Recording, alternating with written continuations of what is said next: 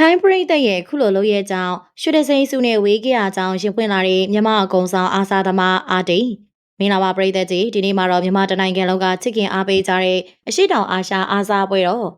စီးကိန်းတိုင်းမှာမြမအလံကိုအမြင့်ဆုံးလင့်ထူပေးလေးရှိတဲ့မြမအကုံဆောင်ဘီလီရဲ့ကစားသမားအာတီကိုဖုံးမြင့်ကျော်ရဲ့ရှင်နာစရာကောင်းတဲ့သတင်းလေးတစ်ခုကိုတင်ဆက်ပေးကြပါမယ်ကိုအားတီယာမြန်မာနိုင်ငံအတွက်စီးကဲရွှေတစိမ့်စုလေးစုတီတီကိုရယူပေးထားတဲ့သူရဲကောင်းတူဖြစ်တယ်လို့ကဘာအဆင် professional နိုင်ဘုံစားသမားတူလေးဖြစ်ပါတယ်။သူဟာတရုတ်နိုင်ငံမှာ professional ပွဲပေါင်းများစွာကစားနေပြီးအောင်မြင်မှုတွေသိမ်းပိုက်နေသူပါ။ဒါပေမဲ့ကိုအားတီမှာအားလုံးလေးစားရတဲ့စိတ်ဓာတ်တစ်ခုရှိပါတယ်။အဲ့ဒါကတော့နိုင်ငံတော်ကခေါ်ရင်ဘာကိုမဆိုစွန့်လွတ်ဖို့အသင့်ပဲဆိုတဲ့စိတ်ဓာတ်ပါပဲ။ဒီနေ့စီးကိန်းပြိုင်ပွဲအတွင်းမြန်မာနိုင်ငံကိုစားပြုလာရောက်ကစားပေးဖို့ကမ်းလှမ်းခံရတဲ့အချိန်မှာကိုအားတီယာတရုတ်နိုင်ငံမှာစုချင်းငွေ3,600ကျော်ရရှိမဲ့ professional ပွဲကြီးကိုပြစ်ပယ်ပြီးမြန်မာပြည်ကိုပြေးလွှားပြန်လာခဲ့တာဖြစ်ပါတယ်။ကိုကန်တိုင်းရင်းသားညီကိုတူဖြစ်တဲ့ကိုအားတီရဲ့ဒီလိုမျိုးချစ်စိတ်တဲ့ကတော့တကယ်ကိုမှအားကြစရာပါပဲ။ဒီနေ့ပြိုင်ပွဲမှာအင်ရှင်ထိုင်းနိုင်ငံဟာမြန်မာကစားသမားကိုအားတီရဲ့နိုင်ဘော်စွမ်းရည်ကိုကောင်းကောင်းသိထားပါတယ်။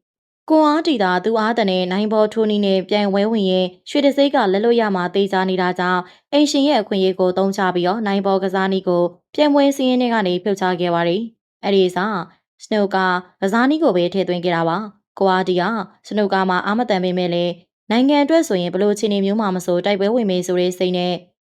စနူကာပြိုင်ပွဲမှာဝင်ရောက်ရှင်ပြိုင်ခဲ့ပါတယ်။သူကမလေးရှားနဲ့အင်ဒိုနီးရှားကစားသမားတွေကိုတအူးပြီးတအူးကျော်ဖြတ်ပြီးဆင်မီဖိုင်နယ်တဲကိုတက်လှမ်းနိုင်ခဲ့ပါတယ်။ပြဿနာကတော့အင်ရှင်ထိုင်းကစားသမားနဲ့ရှင်ပြိုင်ရမယ့်အချိန်မှာစတင်ခဲ့တာပါ။ကိုအားတီဟာထိုင်းကစားသမားကိုအကောင်းဆုံးရှင်ပြိုင်ရင်3-2ဆိုတဲ့ရလဒ်နဲ့ကဲရှုံးခဲ့ရပါတယ်။ဒီနေရာမှာရှုံးနေကြတဲ့အဓိကအကြောင်းအရာကစားသမားရဲ့ရည်ချင်းတောက်တယ်မဟုတ်ပဲအင်ရှင်ပရိသတ်တွေရဲ့စင်တန်းမရှိတဲ့နှောက်ယှက်ပေးမှုတွေကြောင့်လို့သိရပါတယ်။ကိုအားတီရင်ဖွင့်လာတာကတော့ထိုင်းကစားသမားရဲ့မိသားစုဝင်တွေနဲ့ပရိသတ်တွေဟာကိုအားတီအောင်ဆိုင်နေချိန်မှာတမင်နှောက်ယှက်တာတွေပြုလုပ်ခဲ့ပါတယ်။အဆိုးဆုံးကတော့ကိုအားတီထိုးချက်လဲသွားတိုင်းလှောင်ပြောင်တဲ့အနေနဲ့လက်ခုပ်တီးတာအော်ဟစ်တာတွေလုပ်ခဲ့ကြတာပါပဲ။ဒိုင်တွေကလည်းအင်ရှင်ဘက်ကိုတိတိကျကျမျက်နှာလိုက်တာတွေရှိခဲ့တယ်လို့ဆိုပါတယ်။ကိုအားတီဟာကျွန်တော်ရင်ဘက်မှာမြန်မာနိုင်ငံတစ်စိတ်ကတ်ထားလို့သာ